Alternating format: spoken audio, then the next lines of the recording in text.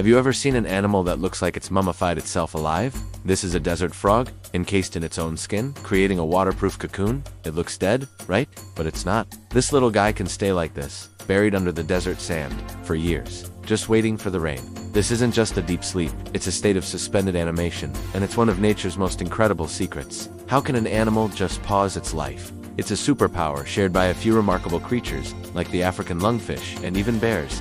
Today, we're diving deep into the world of suspended animation, uncovering how these animals cheat death and what their abilities could mean for the future of humanity, especially when it comes to long-distance space travel. So, what exactly is suspended animation?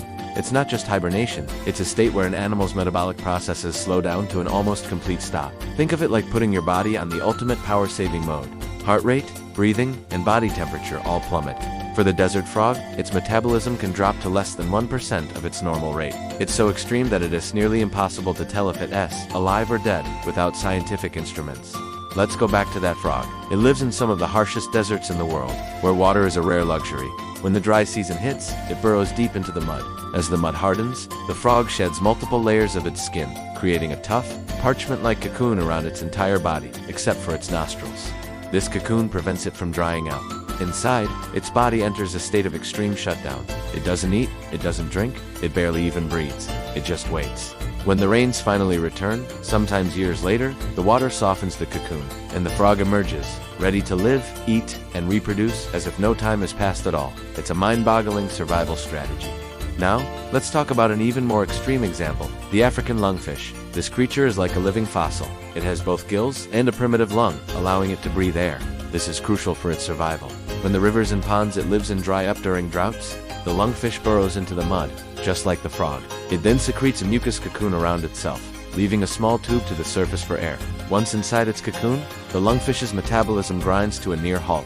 Its heart rate drops to just a few beats per minute. To survive without food, it starts to digest its own muscle tissue. It's a drastic measure, but it works. In this state, a lungfish can survive for up to 5 years without any food or water. There are incredible stories about this. In one documented case, a lungfish was dug up from dried mud that was then used to build a house in Africa. Months later, during a rainy season, water seeped into the walls, and the people living there were shocked to find a live fish flopping around inside their home. Another experiment took place at the British Museum. A lungfish was kept in a block of dried mud for 4 years. When scientists finally added water, the fish woke up and swam away as if it had just taken a long nap. It's an almost unbelievable level of resilience. And of course, we can't talk about long sleep without mentioning bears. While a bear's winter sleep isn't true suspended animation like the frog or lungfish, it's still an incredible biological feat. It's a state called torpor. During winter, a bear's heart rate drops from about 55 beats per minute to as low as 9. Its body temperature also decreases, but not as drastically as a true hibernator. What's most amazing is that during this months-long sleep, bears don't eat, drink, or urinate. So how do they survive? They live off their fat reserves. But what's truly remarkable is how they handle the waste products. Normally, a lack of urination would lead to a fatal buildup of urea in the blood. But bears have a unique ability to recycle this urea. They break it down and use the nitrogen to build new proteins, which helps prevent muscle loss. This is why a bear can wake up after months of inactivity and still be strong. They don't suffer the severe muscle atrophy and bone density loss that a human would. If a person stayed in bed for that long, they would be incredibly weak. Bears emerge from their dens a bit thinner, but still powerful and ready to go. So, these animals are not just lazy sleepers. They are masters of survival, occupying crucial roles in their ecosystems. Desert frogs, for instance, are an important food source for many predators when they emerge. By surviving the harshest seasons, they ensure the food chain remains intact. Lungfish, as predators in their aquatic habitats, help control populations of smaller fish and invertebrates. Bears are keystone species. Their foraging helps disperse seeds, and their presence is an indicator of a healthy forest ecosystem. Their ability to survive scarcity ensures these ecosystems remain balanced even through tough times. Now for the really exciting part. What can we learn from them? For decades, scientists have been fascinated by suspended animation, not just as a biological curiosity, but for its potential applications in human medicine and, yes, space travel. Imagine putting a patient in a state of suspended animation after a major trauma like a heart attack or stroke. By dramatically slowing down their metabolism, we could reduce the tissue damage caused by a lack of oxygen and by doctors' precious time to perform life-saving procedures. It's like hitting the pause button on injury. Researchers are actively studying the genes and proteins that allow animals like bears and ground squirrels to enter and exit torpor, hoping to one day replicate this process in humans for medical emergencies. And then there's the final frontier, space.